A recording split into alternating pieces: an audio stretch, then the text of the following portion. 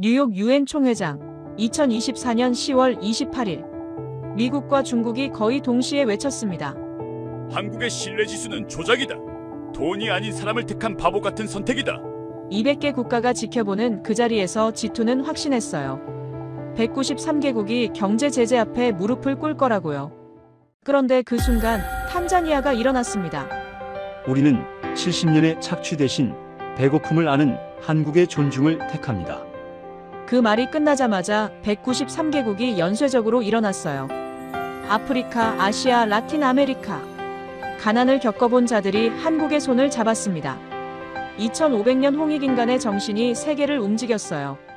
그 충격적인 전말을 지금 바로 밝힙니다. 브뤼셀 EU 본부 38층. 내 사무실의 창은 유럽 평원을 굽어보고 있었습니다. 2024년 10월 15일 오후 2시. 내 비서가 회의실 초대장을 손에 들고 들어왔어요. 노튼 국장, 개발위원회에서 긴급 소집입니다. 나 엘리어스 노튼은 지금 EU 개발행정국의 정책 총괄관이었습니다. 하지만 내 이력을 정확히 말하자면 나는 애초부터 이 자리에 있기 위해 훈련받은 사람이었어요. 옥스포드 경제학, 하버드 국제정책 석사, 그리고 IMF에서 12년. 동아시아 금융위기 때 태국 재정을 재구성했고 그리스 구제금융 때는 유럽 채무 구조 조정의 핵심 설계자였습니다. 내 손을 거친 자금은 누적 230억 유로를 넘었어요. 모든 계산이 정확했습니다. 모든 수치가 논리적이었습니다. 원조는 투자였고 투자는 반드시 회수되어야 했습니다. 나는 감정을 배제하고 숫자로만 세상을 봐온 남자였죠. 아프리카 국가들에게 5억 유로를 투자했을 때 나는 정확히 계산했어요. 이들이 5년 안에 얼마나 자립할 수 있을지, 얼마나 빨리 상환할 수 있을지. 그리고 그 기대치 이하로 돌아오면 나는 냉담하게 다음 전략을 짰습니다. 더 강한 조건부, 더 높은 이율, 더 단호한 압박. 회의실에는 이미 20명이 앉아 있었어요. EU개발위원회의 핵심 멤버들이었습니다. 정무담당관, 기술자문관, 아프리카 담당 외교관. 모두 나를 쳐다봤어요. 의장은 곧바로 자료를 뿌렸습니다. 이걸 봐주십시오. 화면에 뜬 것은 31개 아프리카 국가의 한국 협력 프로젝트 만족도 지표였습니다.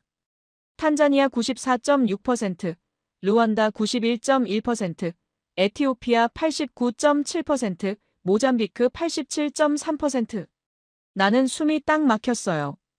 이건 말이 되지 않았습니다. 아프리카 국가들의 EU 프로젝트 만족도는 역사적으로 5,565% 수준이었어요. 이건 국제개발 표준이었습니다. 우리가 뿌린 자금의 규모, 기술 이전의 수준을 고려하면 65%도 상당히 높은 편이었죠. 그런데 한국은 90% 이상을 넘고 있었습니다. 더 놀라운 건 한국의 투자 규모는 EU의 10분의 1도 안 된다는 거였어요. 이게 조작입니까? 나는 물었습니다. 정무담당관이 고개를 저었어요. 세계 독립기관이 검증했습니다. 숫자는 맞습니다. 내 손가락이 책상을 튀겼습니다. 20년 경력의 관료로서 나는 이 수치가 불가능하다는 걸 알고 있었어요. 만족도는 투입 자본과 정확한 상관관계를 가져야 합니다.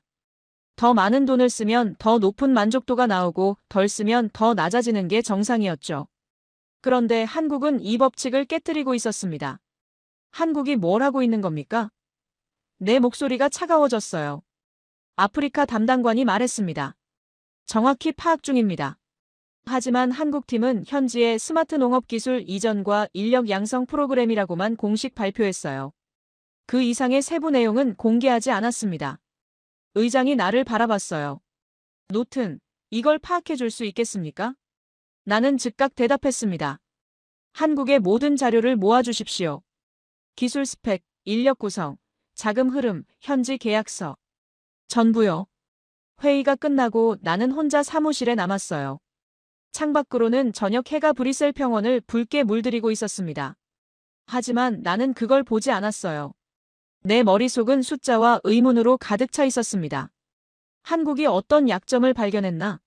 아프리카 국가들의 어떤 필요를 우리가 놓쳤나?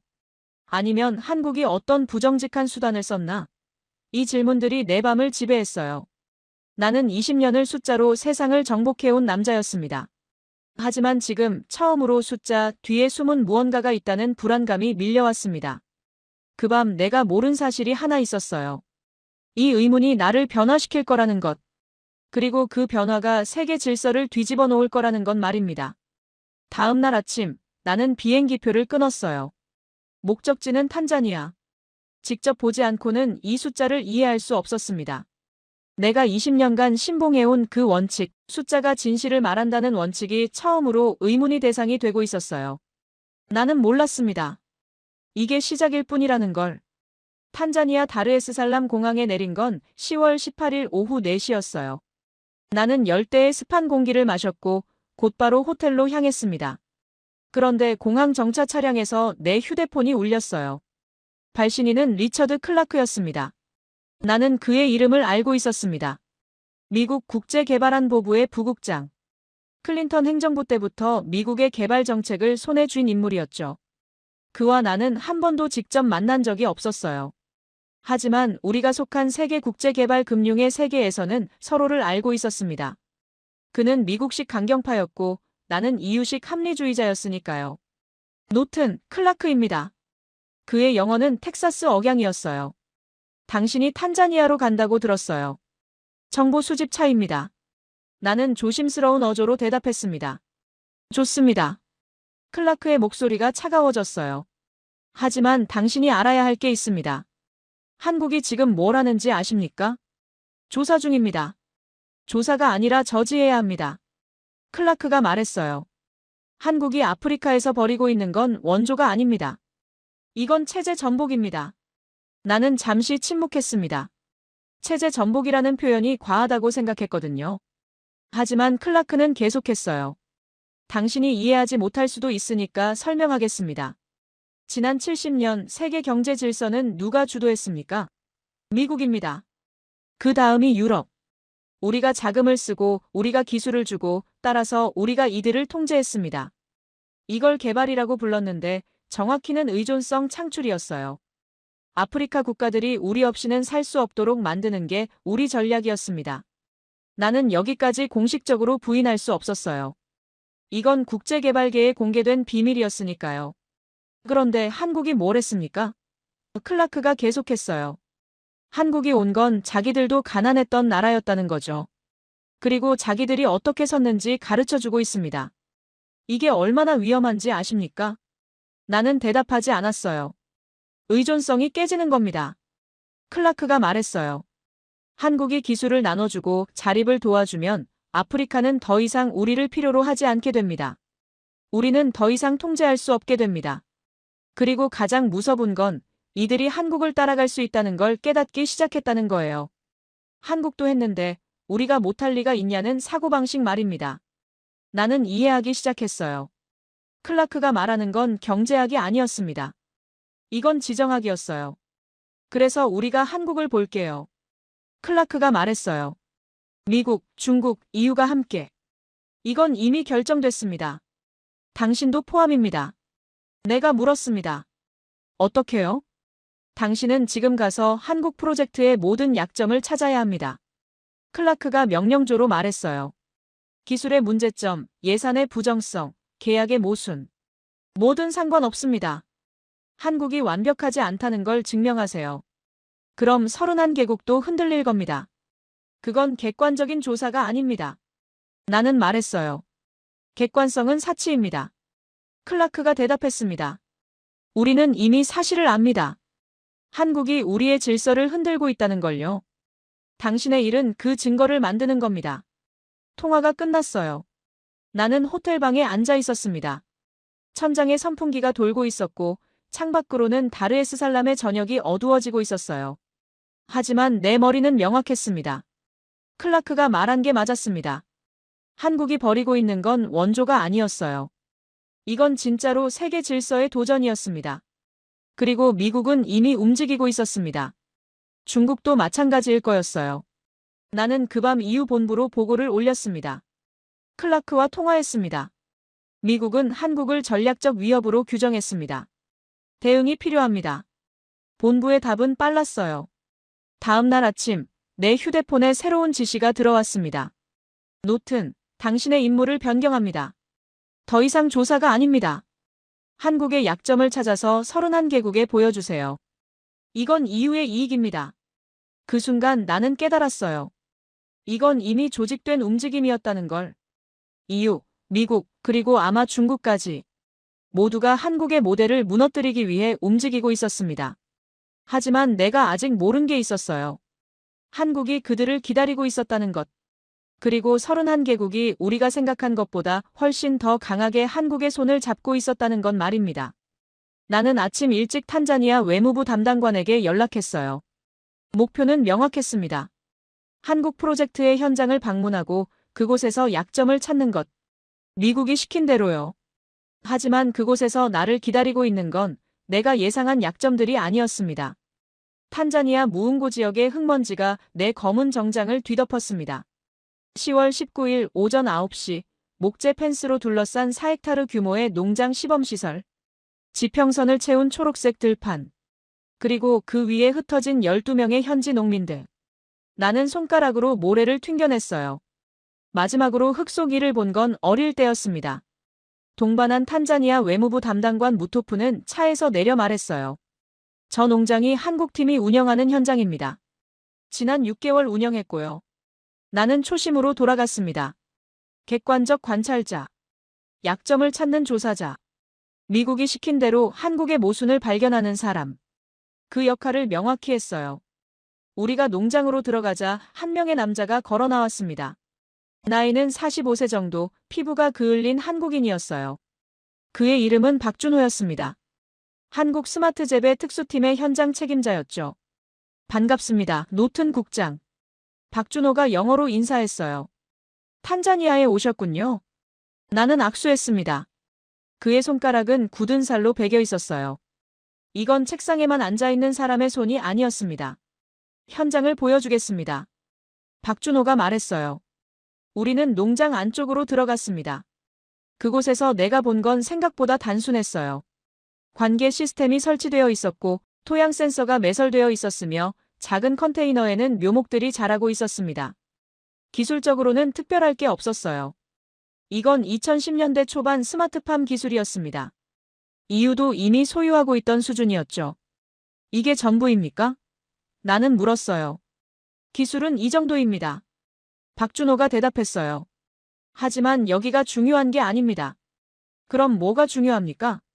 박준호는 나를 농장 한쪽으로 이끌었습니다. 거기엔 12명의 탄자니아 농민들이 흙을 파고 있었어요. 그들 중 일부는 센서를 설치하고 있었고 일부는 관계 밸브를 조정하고 있었습니다. 저들이 지난 6개월간 배운 사람들입니다. 박준호가 말했어요. 처음엔 아무것도 모르던 사람들이었어요. 이제 이 농장을 혼자서 운영할 수 있습니다.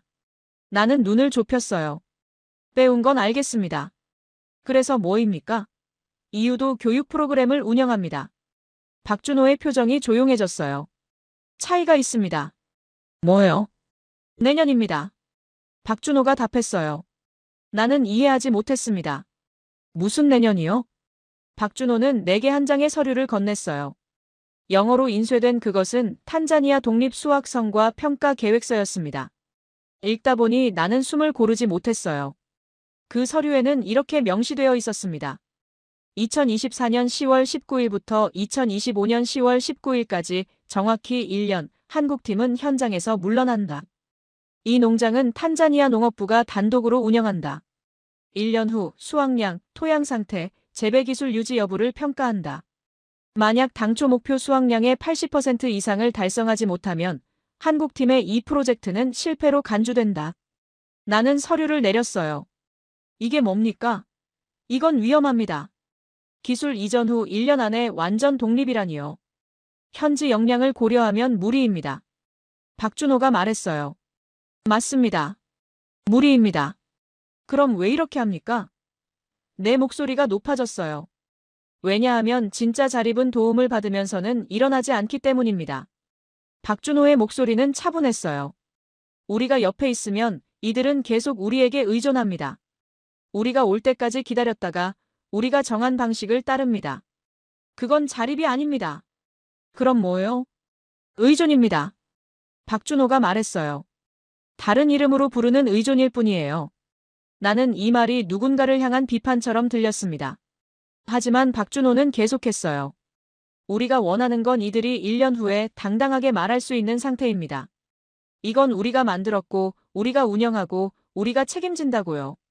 그렇게 되려면 처음부터 책임을 질 수밖에 없는 상황을 만들어야 합니다. 나는 농장을 다시 바라봤어요. 그제야 이해가 조금 왔습니다. 저 12명의 농민들이 왜 그렇게 진지하게 일하고 있는지, 왜 한국팀이 지시할 때마다 배우려는 태도가 보이는지 말입니다. 이들은 1년 뒤에 시험을 봐야 했으니까요. 나는 물었습니다. 그리고 만약 실패하면요? 박준호가 대답했어요. 그럼 우리 프로젝트는 실패입니다. 한국팀은 잘못된 기술을 가져온 거고, 탄자니아는 우리에게 보상을 청구할 수 있습니다. 보상을? 나는 놀랐어요. 네. 계약에 명시되어 있습니다. 박준호가 말했어요. 우리는 이들에게 기술을 팔러온 게 아닙니다. 우리는 이들을 스스로 설 수 있게 만들어야 합니다. 그걸 못하면 우리가 책임지는 거예요. 당연히 그런 위험을 질 수 있는 기술만 가져옵니다. 그래야 존중이 됩니다. 존중이라는 단어가 나왔을 때 나는 뭔가를 깨달았어요. 하지만 그건 명확한 깨달음이 아니었습니다. 그냥 내 신념의 틈에 먼지가 들어오는 느낌이었어요. 우리는 농민 중 한 명, 나이 50대로 보이는 여성인 아이셰를 만났습니다. 그녀는 6개월 전에는 읽고 쓰지 못했대요. 지금은 토양 센서의 데이터를 읽을 수 있었습니다. 한국 분들이 좋은가요? 나는 물었어요. 아이셰가 대답했습니다. 좋습니다. 하지만 엄합니다. 어떻게 엄합니까? 가르쳐주고 나가버렸기 때문입니다. 아이셰가 웃으며 말했어요. 처음엔 화났어요. 왜 자꾸 우리 손으로 하게 하고 한국 분들은 옆에서만 봤을까? 하지만 이제 알아요. 우리가 하지 않으면 우리는 절대 할 수 없다는 걸. 그 순간 내 안에 뭔가가 흔들렸습니다. 20년간 나는 효율성을 말했어요. 최소 비용의 최대 효과. 가장 빠른 방법. 가장 확실한 결과. 그 방식으로 아프리카 국가들을 다뤘습니다. 더 많은 돈을 주되 더 강한 조건을 달았어요. 이들이 우리에게 의존하도록요. 왜냐하면 의존하는 자는 통제할 수 있으니까요. 하지만 한국은 다른 방식을 쓰고 있었습니다. 돈도 적게, 기술도 단순하게, 하지만 조건은 가혹하게. 1년 안에 자립하든지 우리가 책임진다는 조건이요. 그리고 아프리카 국가들이 이 가혹한 조건을 환영하고 있었습니다. 박준호가 나를 다시 사무실로 이끌었어요. 거기엔 또 다른 서류들이 있었습니다. 탄자니아 정부와의 계약서였어요. 나는 그것을 읽으면서 천천히 깨달았습니다. 이건 원조가 아니었습니다. 이건 거래였어요. 명확한 기준, 명확한 책임, 명확한 결과. 그리고 가장 중요한 건 탄자니아가 우리 이웃처럼 수혜자로 취급받지 않았다는 거였습니다. 이들은 파트너였어요. 한국도 실패할 수 있는 파트너 말입니다. 나는 박준호에게 물었습니다. 당신들이 실패할 확률은? 높습니다. 박준호가 대답했어요. 기후변화, 해충, 예상 못한 토양 문제. 1년은 짧은 시간입니다. 그럼 왜 이런 위험을 집니까?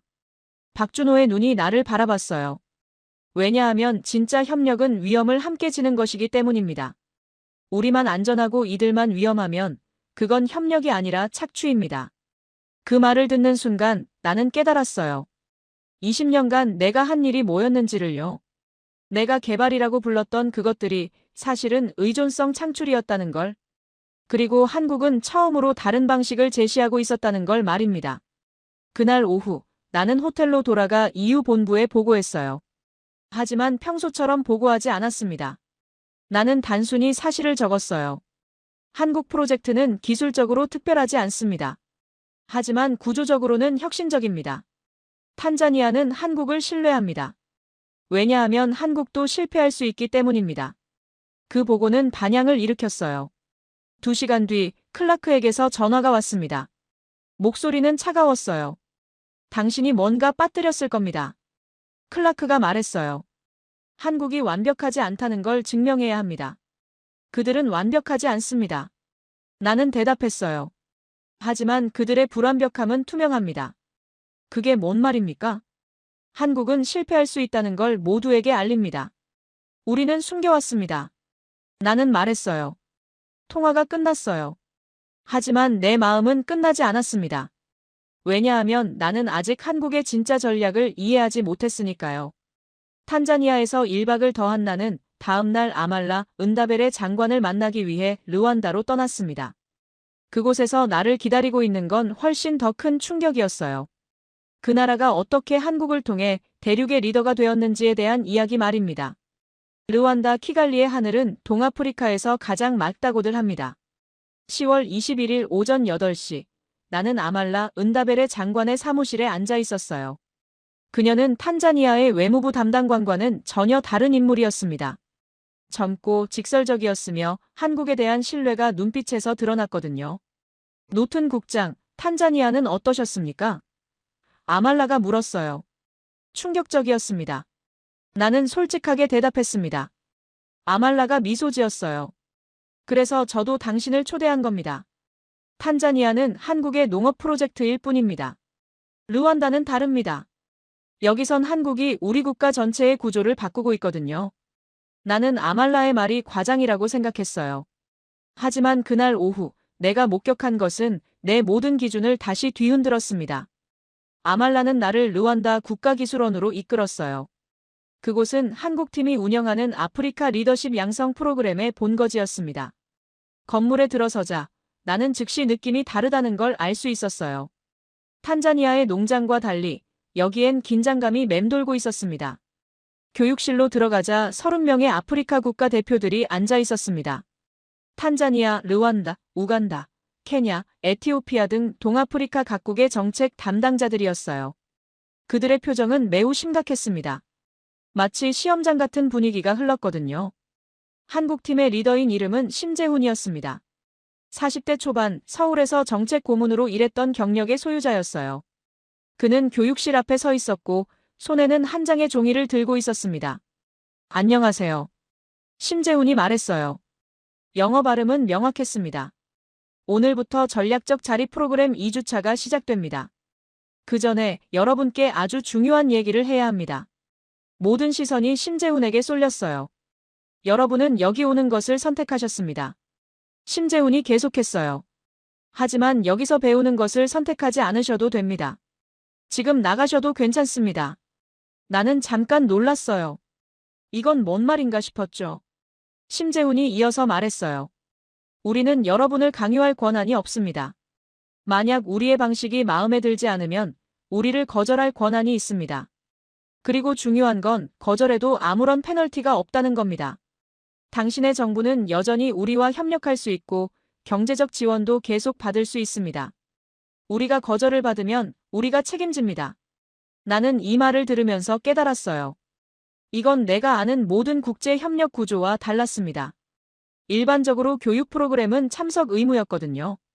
정부가 보낸 대표는 반드시 참석해야 했고 만약 참석하지 않으면 협력 상태가 흔들렸어요. 하지만 한국은 그 반대를 하고 있었습니다. 그리고 또 하나 중요한 것이 있습니다. 심재훈이 계속했어요. 여러분이 우리에게 요구할 권한도 있습니다. 심재훈이 손에 들고 있던 종이를 펴보였어요. 그것은 교육 프로그램 수정 신청서였습니다. 만약 우리의 교육 방식이 마음에 들지 않으면 언제든 신청서를 제출할 수 있습니다. 심재훈이 말했어요. 교과 과정을 바꿔달라, 강사를 바꿔달라, 교육 시간을 조정해달라. 뭐든 상관없습니다. 여러분의 요구를 듣고 우리가 2주일 안에 반영합니다. 만약 반영하지 못하면 우리가 설명해야 합니다. 그리고 그 설명에 여러분이 동의하지 않으면 프로그램은 중단됩니다. 나는 노트에 메모했어요. 이건 아주 이상한 구조였습니다.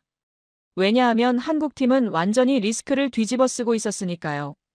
모든 책임이 한국팀에게 있었고 모든 선택권이 아프리카 대표들에게 있었습니다. 한 명의 에티오피아 대표가 손을 들었어요. 혹시 이건 우리가 원하면 언제든 나갈 수 있다는 뜻입니까? 네, 맞습니다. 심재훈이 대답했어요. 그럼 왜 당신들은 이런 위험을 집니까? 그 대표가 물었어요. 심재훈이 잠깐 침묵했습니다. 그 침묵이 꽤 길었어요. 마치 이 질문을 오래 기다렸던 듯이요. 왜냐하면 심재훈이 말했어요. 진정한 학습은 자유 속에서만 일어나기 때문입니다. 나는 그 말을 들으면서 뭔가가 떨렸어요. 우리가 여러분을 붙잡고 강요하면 여러분은 표면적으로만 배웁니다. 심재훈이 계속했어요. 하지만 여러분이 나는 이걸 원한다고 선택했을 때, 그때부터 진짜 배움이 시작됩니다. 그리고 그때 비로소 여러분의 나라가 바뀝니다. 그 말이 끝난 후 나는 이제 깨달았어요. 탄자니아의 박준호가 말한 자립의 의미가 뭐였는지, 그리고 한국이 왜 이렇게 극도로 위험한 구조를 만드는지 말입니다. 교육이 시작되었어요. 첫 번째 주제는 국가 경제 자립 전략이었습니다. 심재훈과 그의 팀은 아프리카 국가들이 어떻게 국제 자본에 의존하지 않으면서 자체 산업을 육성할 수 있을지 설명했어요. 한국이 걸어온 길을 말하면서요. 하지만 강의 방식이 특이했습니다. 심재훈은 답을 주지 않았어요. 대신 문제를 던졌습니다. 만약 당신의 나라가 외채 없이 5년 안에 경제 성장을 이루려면 어떻게 해야 할까요? 각 국가의 대표들이 토론했어요. 의견이 충돌했고 때론 감정적이 되기도 했습니다. 하지만 그 과정에서 뭔가가 일어났어요. 그들이 생각하기 시작했습니다. 오후 중간쯤 나는 아말라에게 물었어요. 한국이 왜 이렇게 합니까? 아말라가 대답했습니다. 왜냐하면 그게 자존심입니다. 자존심이요? 네. 아말라가 말했어요. 한국은 우리에게 당신들은 우리 없이는 못 산다고 말하지 않습니다. 대신 당신들은 충분히 스스로 할 수 있다고 믿습니다. 그리고 그 믿음이 우리를 깨우는 겁니다. 그 말을 들으면서 나는 내 20년의 경력이 뭐였는지 다시 생각했어요. 내가 항상 아프리카 국가들에게 했던 말은 뭐였나? 당신들은 기술이 부족하다. 당신들은 자본이 부족하다. 따라서 우리가 필요하다였어요. 모든 메시지가 의존으로 끝났습니다. 하지만 한국은 다른 메시지를 전했어요. 당신들은 충분하다. 우리는 그걸 보여주러 왔다. 교육이 계속되었고 저녁이 되었습니다. 심재훈은 이날의 교육을 마무리하면서 다시 모두를 모았어요. 내일부터 더 어려운 것들을 배우게 됩니다. 심재훈이 말했어요. 그리고 그 과정에서 혹시 답답하거나 우리의 방식이 마음에 들지 않으면 언제든 거절권을 써도 됩니다. 또한 우리가 놓친 부분이 있으면 요구권을 써도 됩니다. 이것이 진정한 협력입니다. 내가 그날 저녁 호텔로 돌아갔을 때 나의 머리는 완전히 뒤집혀 있었어요. 나는 한국 팀과 함께 저녁을 먹지 않았습니다. 혼자 방에 들어가 생각했어요. 이유, 미국이 한국을 전략적 위협이라고 부를 이유가 뭐였나? 이제 이해가 됐습니다. 한국이 벌이고 있는 건 단순한 경제 협력이 아니었어요. 이건 세계적 사고방식의 전환이었습니다. 반세기 동안 세워온 의존성 창출 시스템을 부수는 일말입니다. 그리고 가장 무서운 건 아프리카 국가들이 이 변화를 환영하고 있었다는 거였어요. 왜? 왜냐하면 누군가가 처음으로 그들을 수혜자가 아니라 주체로 대했으니까요. 그날 밤 나는 클라크에게 전화했어요. 아니, 전화하려다 멈췄어요. 뭔가를 보고해야 하는데 어떻게 보고해야 할지 몰랐습니다. 한국의 약점을 찾으라고 했는데 나는 약점을 찾은 게 아니었어요. 나는 대신 깨달음을 얻었습니다. 그것은 한국의 시스템이 옳다는 것이 아니라 내 시스템이 틀렸다는 것 말입니다. 내 20년의 통제와 효율성 중심의 접근이 실은 상대를 약하게 만들었다는 깨달음. 그리고 한국의 이 위험한 방식이 실은 상대를 강하게 만들고 있다는 깨달음 말입니다. 아말라는 그날 밤 내게 문자를 보냈어요. 내일 우리 정부가 한국에게 요청한 것을 보여드리겠습니다. 그러면 왜 31개국이 한국을 선택했는지 알게 될 거예요. 나는 침대에 누워 그 문자를 읽었어요. 그리고 처음으로 나는 깨달았습니다. 나는 이제 조사자가 아니라 학생이 되어야 한다는 것을요. 르완다에서의 교육 프로그램을 본 지 정확히 18시간 후 내 휴대폰이 울렸어요. 10월 22일 오전 7시 여전히 키갈리 호텔 침대에 누워있던 나는 깨었습니다. 발신인은 이유 본부였어요. 의장이었습니다. 노튼, 귀사의 보고를 읽었습니다. 의장의 목소리는 냉정했어요. 당신은 지금 무엇을 하고 있습니까? 나는 일어나 앉았어요. 보고서를 작성하고 있습니다. 현장 조사 중입니다. 조사가 아닙니다. 의장이 말했어요. 우리는 당신을 파견한 게 아닙니다. 우리는 당신을 배치했습니다. 그 말의 의미를 나는 알고 있었습니다. 파견은 조사를 의미하고 배치는 개입을 의미했거든요. 의장이 계속했어요. 미국에서 긴급 요청이 들어왔습니다. 중국도 움직였습니다. 유엔 사무국도 경고를 보냈습니다. 한국이 아프리카에서 확산하는 속도가 예상보다 빠릅니다. 당신은 지금 당장 탄자니아, 르완다, 에티오피아를 돌며 각국 정부에게 우리의 메시지를 전해야 합니다. 어떤 메시지입니까? 나는 물었어요. 한국과의 협력을 중단하라는 메시지입니다. 의장이 직설적으로 말했어요. 침묵이 흘렀습니다. 만약 중단하지 않으면? 나는 천천히 물었어요. 의장의 대답은 차갑고 명확했습니다. 우리의 지원을 중단하겠습니다. 신용 한도를 축소하겠습니다. 무역 관세를 올리겠습니다. 그리고 필요하다면 국제금융기구에 이들의 신용 등급을 낮추도록 조치하겠습니다. 그건 나는 말을 찾지 못했어요. 현실입니다. 의장이 말했어요. 국제정치는 도덕이 아니라 이익입니다. 그리고 우리의 이익은 이 질서를 지키는 것입니다. 당신은 그걸 명확히 해야 합니다. 통화가 끝났어요. 나는 샤워를 했고 옷을 갈아입었고 공항으로 향했습니다. 하지만 비행기에 탈 때쯤 나는 깨달았어요. 이제 나는 조사자가 아니라 압박자가 되었다는 것을 말입니다. 탄자니아 다르에스살람 대통령궁에 들어갔을 때 나는 느낄 수 있었어요. 무언가가 바뀌었다는 걸요.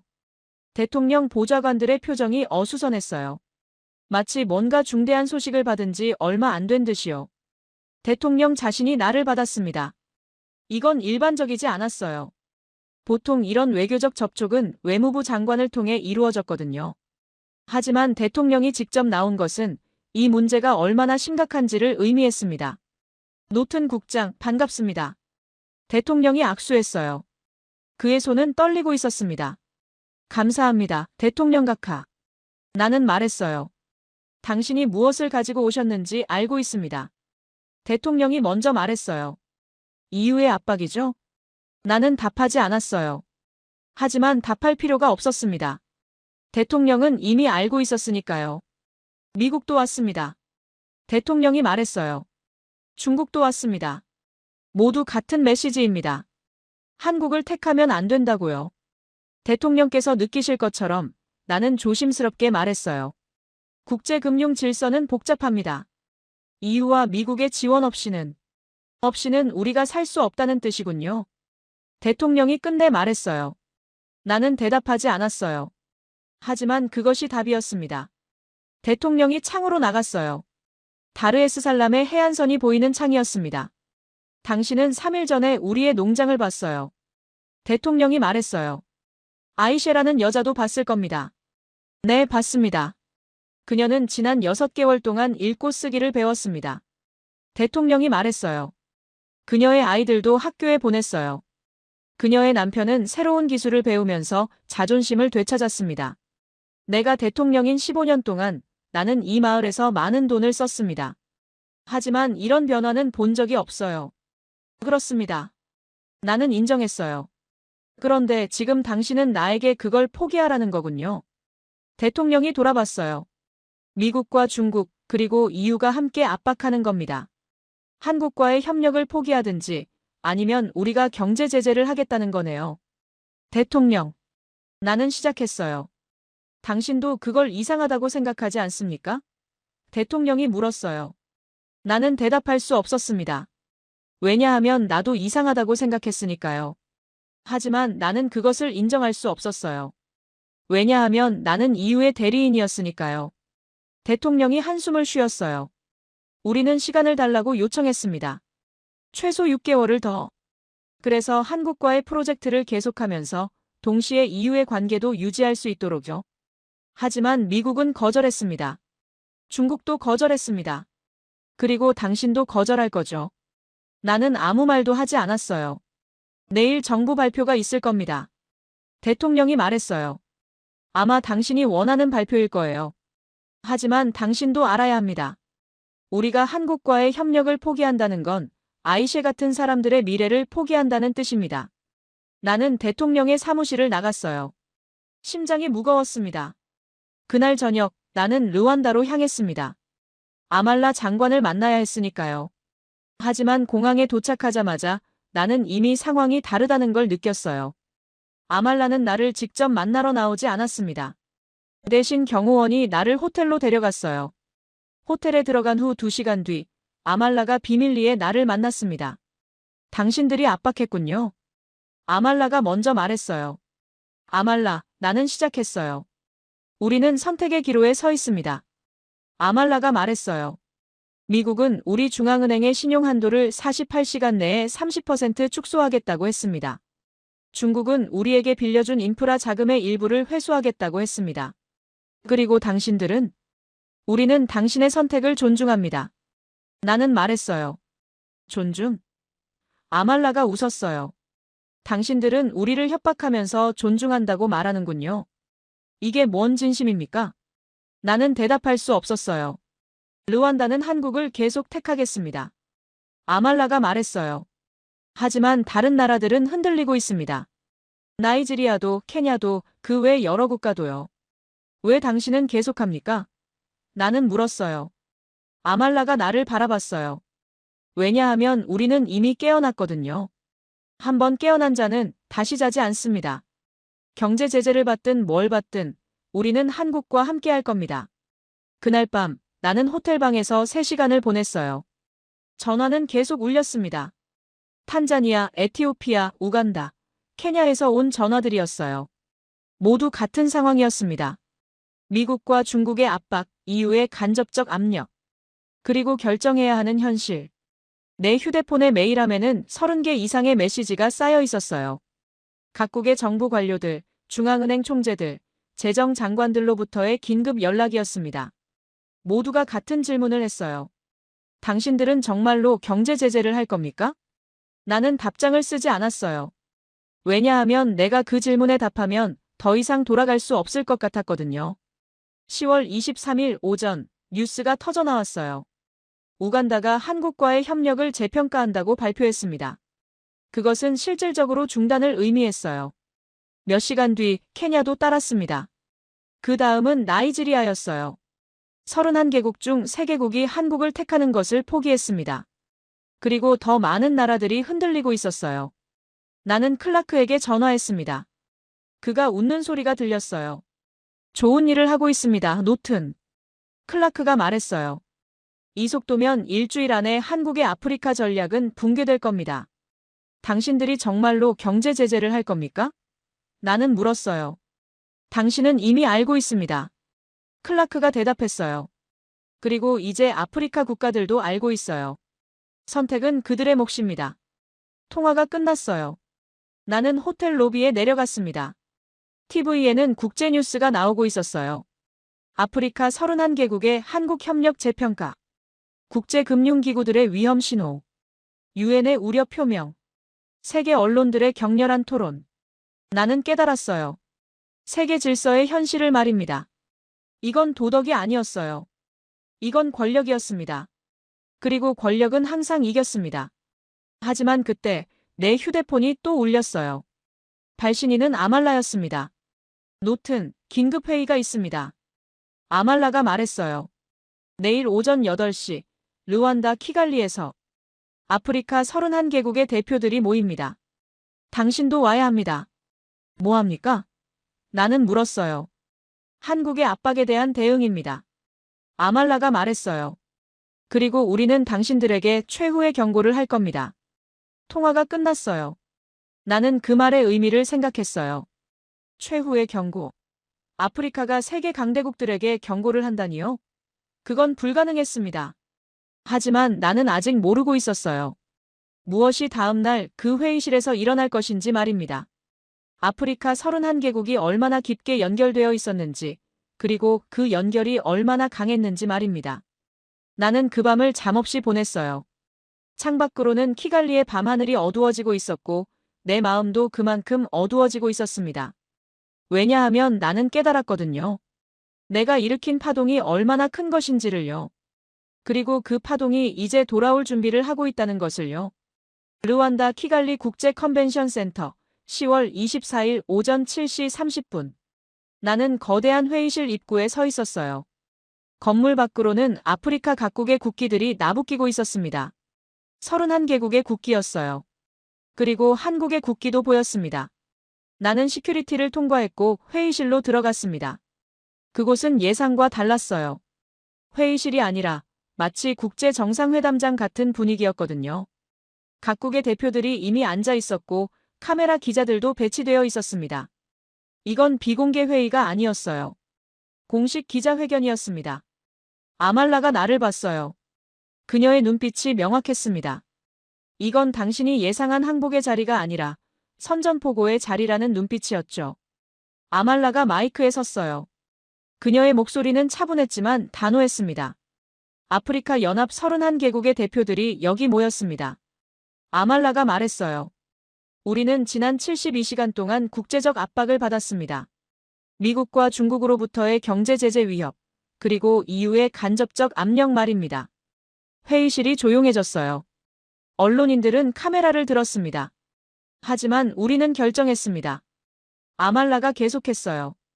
그리고 그 결정을 오늘 발표하려고 합니다. 나는 안착했어요. 여기서 탄자니아, 우간다, 케냐, 나이지리아의 항복 선언이 나올 거라고 생각했거든요. 클라크의 전략이 먹혀들었고 이제 31개국 중 절반이 한국을 포기할 거라고 말입니다. 그런데 아말라의 다음 말이 나왔을 때 나는 깨달았어요. 뭔가 완전히 다르다는 것을요. 우간다 대표, 그리고 케냐 대표, 나이지리아 대표가 어제 한국과의 협력을 재평가한다고 발표했습니다. 아말라가 말했어요. 하지만 오늘 아침 그들은 우리에게 연락했습니다. 나는 숨을 고르지 못했어요. 그들은 그 결정을 번복합니다. 아말라가 말했어요. 그리고 대신 다시 한국과의 협력을 강화하기로 했습니다. 왜냐하면 그들은 깨달았기 때문입니다. 어제의 결정이 무엇에 의해 내려졌는지 말입니다. 우간다의 대표가 일어났어요. 그는 50대 중반의 정부 고위 관료였습니다.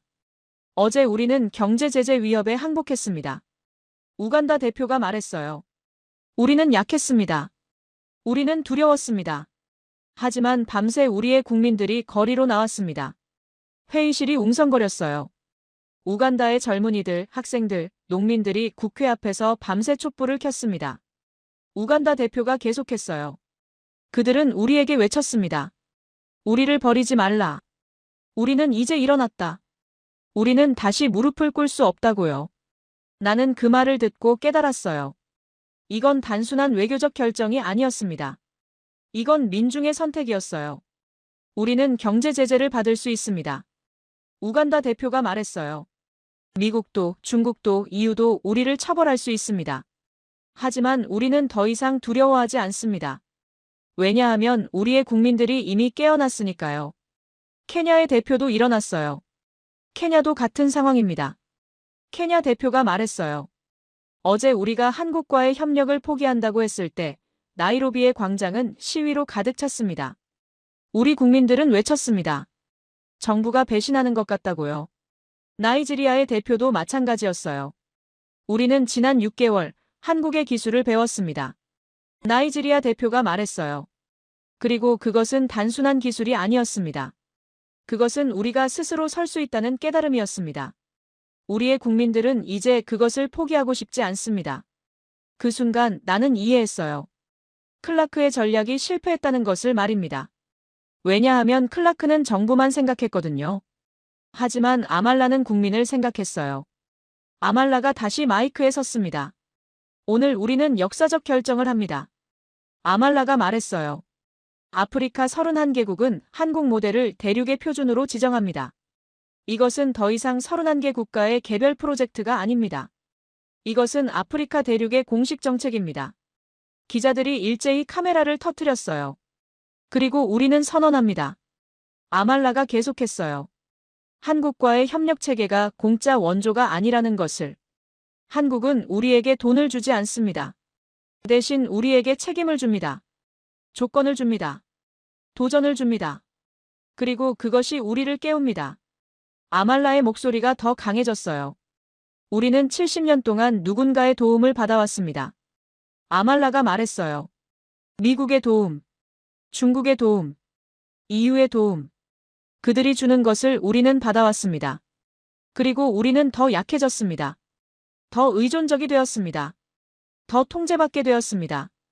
회의실의 모든 눈이 아말라에게 쏠렸어요. 하지만 한국은 우리에게 다른 것을 주었습니다. 아말라가 말했어요.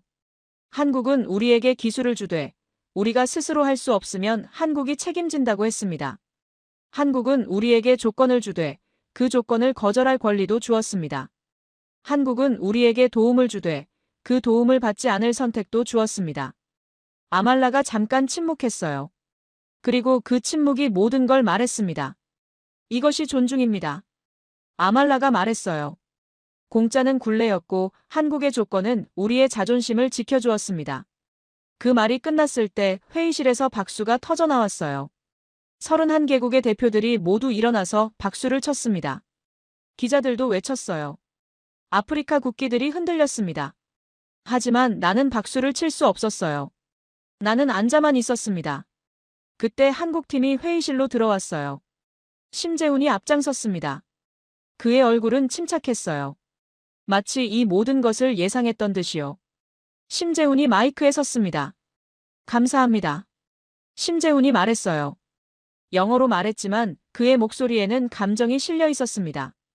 우리는 여기에 기술을 팔러 왔습니다. 하지만 우리가 팔려던 것은 도구가 아니었습니다. 우리가 팔려던 것은 가능성이었습니다. 심재훈이 이어서 말했어요. 한국도 가난했습니다. 50년 전만 해도 우리는 아프리카보다 가난했습니다. 그리고 우리는 누군가의 도움으로 일어서지 않았습니다. 우리는 우리 자신의 손으로 일어섰습니다. 그 과정이 얼마나 고통스러웠는지, 얼마나 위험했는지, 얼마나 외로웠는지 우리는 압니다. 심재훈의 목소리가 더 커졌어요. 그래서 우리는 당신들에게 말합니다. 당신들도 할 수 있다고. 당신들도 스스로 설 수 있다고. 우리가 하지 못할 것은 당신들을 위해 하는 것입니다. 당신들을 대신해서 일어서는 것입니다. 왜냐하면 당신들이 스스로 일어서지 않으면 당신들은 절대 일어설 수 없기 때문입니다. 그 말이 끝났을 때 나는 깨달았어요. 한국이 처음부터 이걸 알고 있었다는 것을요. 아프리카가 언제 깨어날지, 어떻게 반발할지, 그리고 결국 누구를 택할지 말입니다. 아말라가 다시 마이크에 섰어요. 아프리카 31개국의 공식 선언입니다. 아말라가 말했어요. 우리는 한국 모델을 대륙의 발전 표준으로 채택합니다. 우리는 앞으로 모든 국제 협력을 이 기준으로 재평가합니다. 그리고 우리는 경고합니다. 아말라의 목소리가 차가워졌어요. 누구든 우리의 이 결정을 경제 제재로 위협한다면 우리는 함께 대응합니다. 한 나라의 위기는 31개국의 위기입니다. 한 나라의 선택은 31개국의 선택입니다. 그것이 마지막 말이었어요. 역사적인 말이었어요. 아프리카가 처음으로 지위와 EU에게 대항선을 그었습니다. 그리고 그 중심에는 한국이 있었습니다. 나는 회의실을 나갔어요. 밖으로 나가자 나는 깨달았습니다. 내가 무엇을 했는지를 말입니다.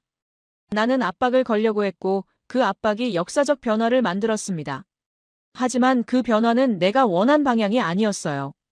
호텔로 돌아간 나는 EU 본부에 보고했습니다. 무슨 일이 일어났습니까? 의장의 목소리가 울렸어요. 아프리카가 깨어났습니다. 나는 말했어요. 그리고 그 깨어남은 이제 돌이킬 수 없었습니다. 뉴욕 UN 본부 10월 28일 오전 9시. 나는 회의실 한 구석에 앉아 있었어요. 공식적으로는 EU 대표단의 옵저버였지만 실제로는 MIU 요원보다 더 많은 정보를 수집하는 역할을 하고 있었습니다. 클라크는 3일 전부터 나에게 전화를 했어요. 지시사항은 명확했습니다. 한국 모델 투표에서 뭐가 일어날지 모니터링하고 실시간으로 보고하라. UN 총회의 홀은 200개 국가의 대표들로 가득 차 있었습니다. 의장이 의사봉을 두드렸어요. 오늘의 안건은 국제발전 협력의 새로운 패러다임입니다. 의장이 말했어요. 아프리카 연합 31개국이 공동으로 발의한 결의안입니다. 미국의 대표가 즉각 손을 들었어요.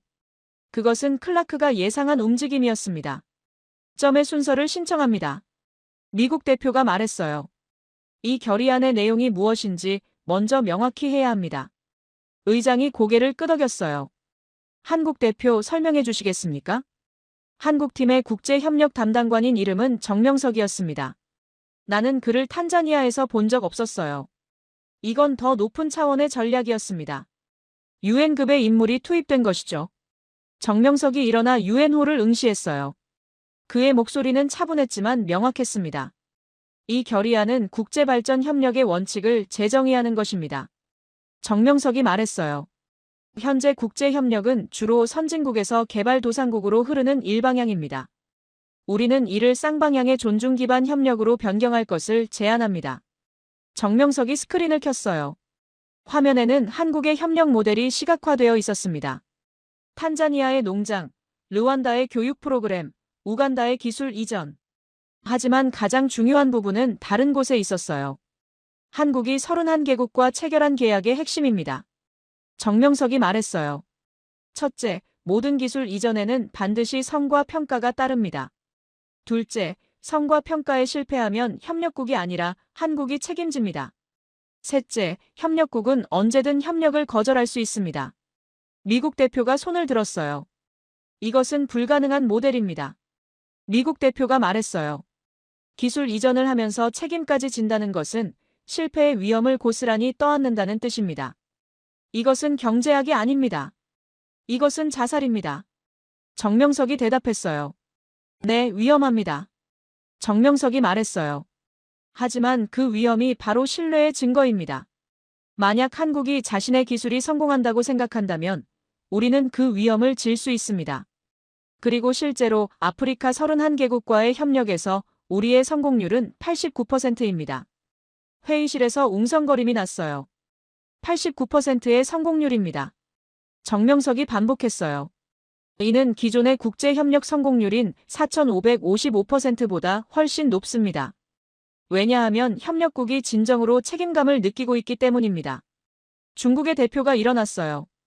이것은 기존의 국제 질서를 위협합니다. 중국 대표가 직설적으로 말했어요. 지난 70년 동안 우리는 발전 협력을 통해 영향력을 확대해왔습니다. 이 새로운 모델은 그것을 불가능하게 만듭니다. 왜냐하면 협력국이 더 이상 의존하지 않기 때문입니다. 정명석이 대답했어요. 정확합니다. 정명석이 말했어요. 우리는 의존성을 만들지 않습니다.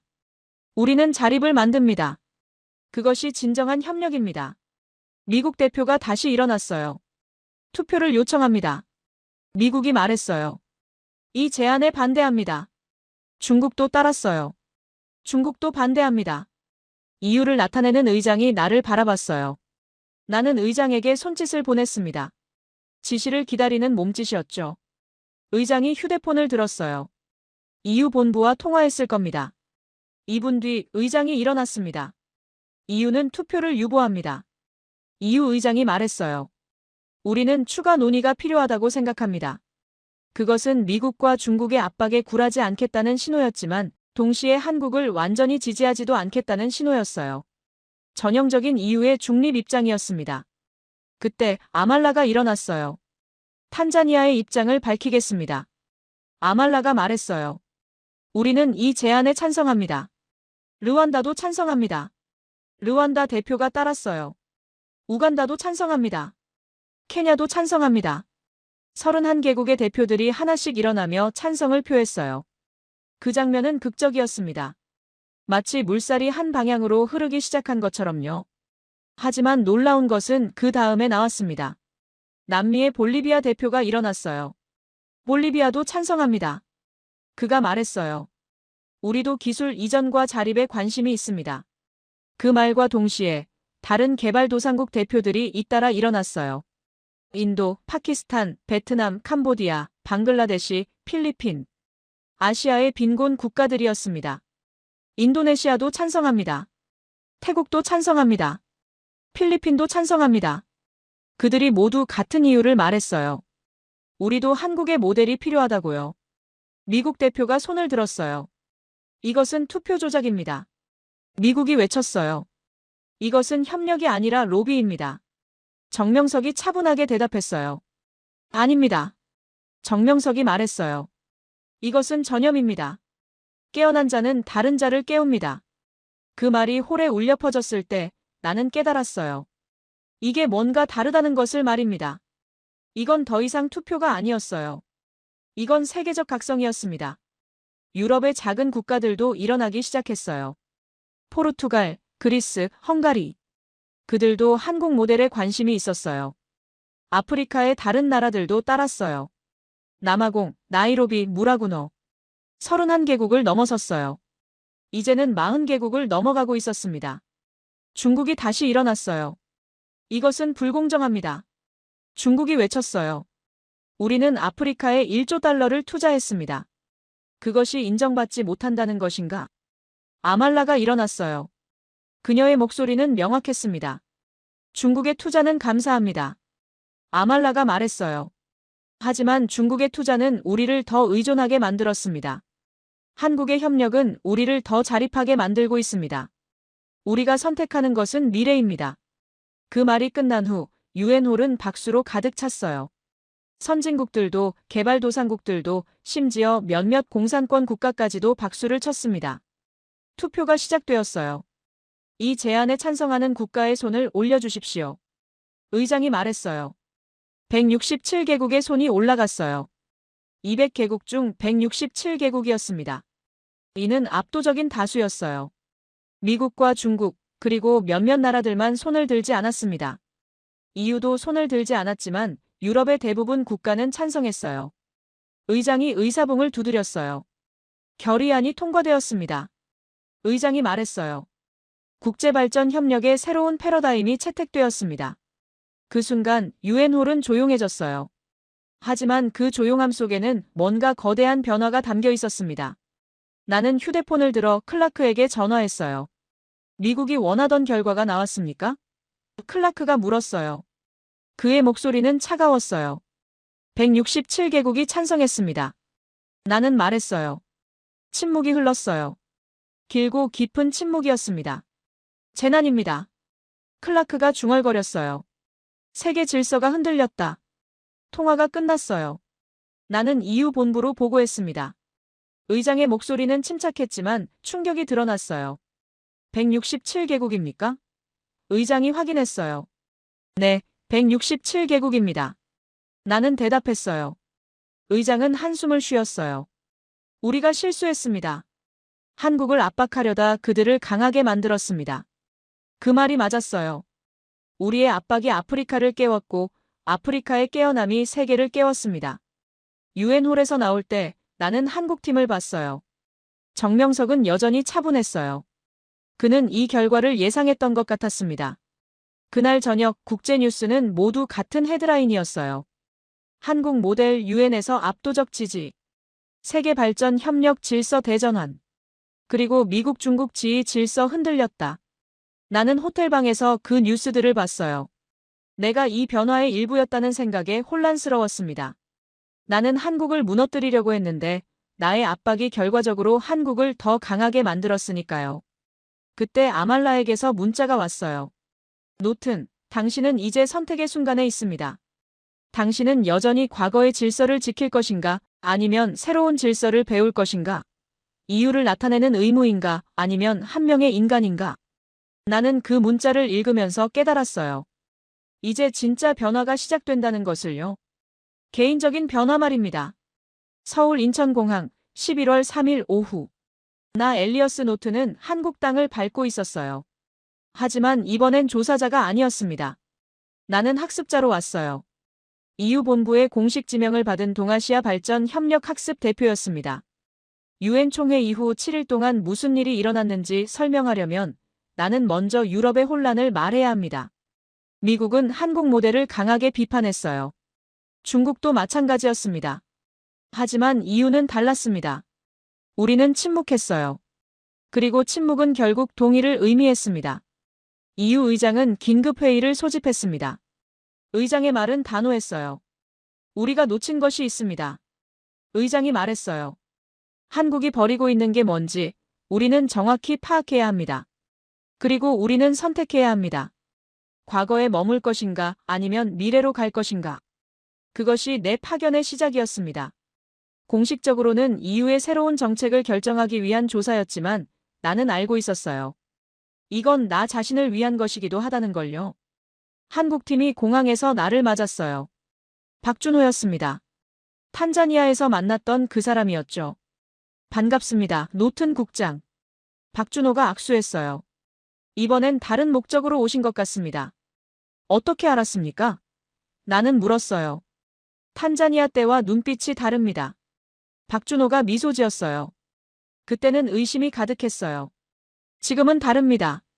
그의 말이 맞았습니다. 나는 이제 의심하지 않고 있었어요. 나는 배우고 싶었습니다. 박준호는 나를 서울의 한국 스마트잽의 본부로 데려갔어요. 거기서 나는 한국의 전략을 처음으로 체계적으로 배웠습니다. 우리의 기본 철학은 이것입니다. 한국팀의 전략 담당자가 설명했어요. 가난은 수치입니다. 하지만 가난을 벗는 것은 과정입니다. 그 과정을 타인이 대신해주면 그것은 자립이 아닙니다. 그것은 여전히 의존입니다. 나는 노트했어요. 그래서 우리는 돈을 주지 않습니다. 담당자가 계속했어요. 대신 기술과 책임을 줍니다. 기술은 배울 수 있지만 책임은 스스로 져야 합니다. 그 책임이 성장을 만듭니다. 나는 이 말을 들으면서 깨달았어요. 내가 20년 동안 뭘 잘못했는지를 말입니다. 나는 항상 돈을 줬어요. 더 많은 자본, 더 나은 기술, 더 강한 지원. 하지만 그것이 상대를 약하게 만들었다는 걸 몰랐어요. 왜냐하면 상대는 계속 나를 필요로 했으니까요. 그 주 내내 나는 한국의 현장을 돌아다녔어요. 서울 외곽의 농촌 지역, 기술원, 교육센터. 모든 곳에서 나는 같은 원칙을 봤습니다. 도움이지만 의존이 아닌, 지원이지만 통제가 아닌, 협력이지만 일방적이지 않은. 가장 인상 깊었던 곳은 한국정부의 개발협력청이었어요. 거기서 나는 한국정부와 민간이 어떻게 협력하는지 봤습니다. 그리고 가장 놀라운 건 그들의 실패 사례도 공개하고 있었다는 거였어요. 이것은 우리가 비에티오피아에서 실패한 프로젝트입니다. 담당자가 설명했어요. 화면에는 한 농장의 사진이 보였습니다. 지난 3년간 운영했지만 수확량이 예상치의 60%에 그쳤습니다. 우리는 책임지고 배상했습니다. 나는 놀랐어요. 배상했습니까? 네. 담당자가 대답했어요. 우리는 실패를 숨기지 않습니다. 왜냐하면 실패 자체가 학습의 기회이기 때문입니다. 우리의 실패는 아프리카의 성공으로 이어집니다. 그 말을 들으면서 나는 생각했어요. 미국과 중국이 자신들의 실패를 공개한 적이 있나? 아니요. 우리 모두는 성공만 보여줍니다. 하지만 한국은 다릅니다. 그 주 마지막 날, 박준호가 나를 특별한 곳으로 데려갔어요. 한국의 산업지역이었습니다. 거기서 나는 한국의 역사를 배웠어요. 1960년대 한국은 이곳이었습니다. 박준호가 가리켰어요. 오래된 사진들을 보여줬어요.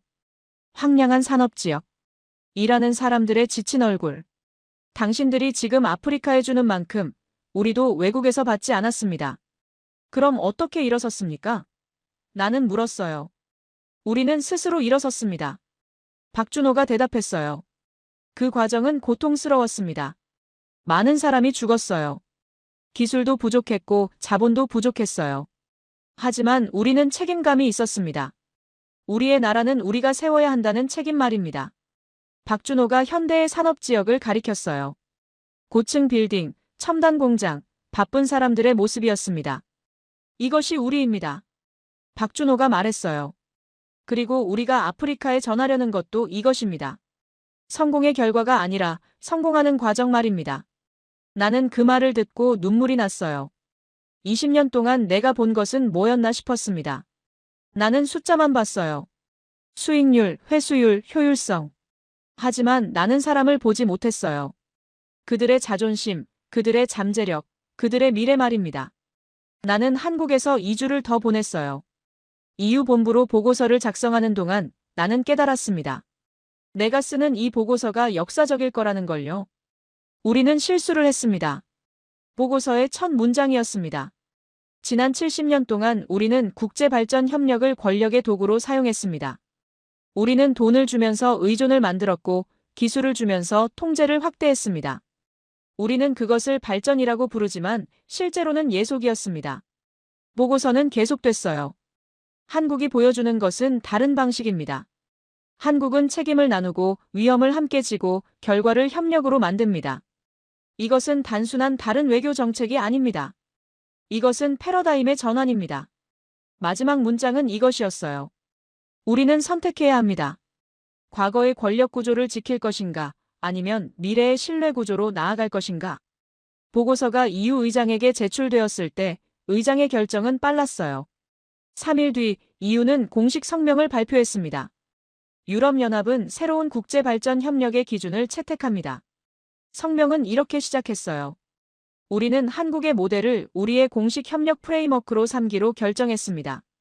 그 성명이 나왔을 때 세계는 또 한 번 흔들렸습니다. EU도 한국을 따른다는 것이었으니까요. 미국과 중국은 공식적으로는 반발했지만 그들도 이미 움직이고 있었어요. 조용히 하지만 확실하게요. 11월 20일 나는 다시 아프리카로 향했어요. 하지만 이번엔 조사자가 아니라 한국팀의 동료로요. EU와 한국의 공식 협력 체계를 구축하기 위해서였습니다. 탄자니아에서 다시 아이셰를 만났어요. 그녀는 이제 농촌 지역의 기술교육 강사가 되어 있었습니다. 6개월 전엔 읽고 쓰지 못했던 그 여자가요. 노튼 국장, 다시 왔군요. 아이셰가 웃으며 말했어요. 이번엔 어떤 일이세요? 이번엔 배우러 왔습니다. 나는 대답했어요. 당신에게서요. 아이셰의 눈이 반짝였어요. 르완다에서 아말라를 다시 만났을 때 그녀의 표정은 승리로 가득 차 있었습니다. 당신도 깨어났군요. 아말라가 말했어요. 네. 나는 인정했어요. 깨어났습니다. 그리고 느껴집니까? 아말라가 물었어요. 깨어남이 어떤 건지요? 나는 생각했어요. 20년의 숫자와 계산에서 벗어나 처음으로 사람을 보는 감각, 처음으로 책임을 느끼는 무게, 처음으로 존중이 뭔지 아는 경험 말입니다. 무섭습니다. 나는 솔직하게 대답했어요. 하지만 아름답습니다. 아말라가 웃었어요. 그것이 성장입니다. 그달 말 유엔에서 또 다른 투표가 있었습니다. 이번엔 한국 EU 공동발전 협력 프로토콜에 대한 투표였어요. 결과는 처음부터 예상되었습니다. 173개국이 찬성했어요. 이제 미국과 중국만 남겨졌어요. 하지만 변화는 이미 시작되었습니다.